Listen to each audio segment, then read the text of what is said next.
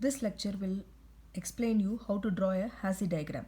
Before going into the steps to draw Hasse diagram is nothing but a pictorial representation of a poset. A pictorial representation of a poset, partially ordered set. Poset means partially ordered set. For example, if I have two elements x comma y which are to be made as an inclusion set, then for every set we will have a empty set. So from empty set we will have two elements x and y.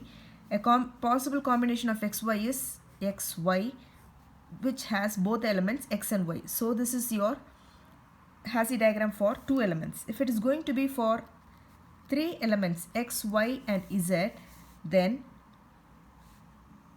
start from your null set, then x, y, z. Possible combinations of these three elements x, y, x, z, y, z, x, y, x, z, y, z. Then the next possible combination is x, y, z. So you can see for every set there will be a null set as a subset. So x exists in this, and y exists in this and this, z exists in this and this. Same way xy is there, xz, then yz is here. So this is for three elements. If you go with four elements like a, b, c, d, then you will have the same procedure. Start from phi, an empty set, then a, b, c, d, then a two element combination AB, AC, AD, BC, BD, CD. These are the possible combinations without repetition. If you go to the next level, it is three element combination ABC, ABD, ACD, BCD. If you go to the next combination, it is four combination, and you can see in everything the number of possible subsets will be 2 power n. You have two elements here, so it is 2 power 2, 4 elements. 1, 2, 3, 4 elements are there. Here it is a 3 element combination. 2 power n is 2 power 3. This is 8 element. 1, 2, 3, 4, 5, 6, 7, 8 elements are there.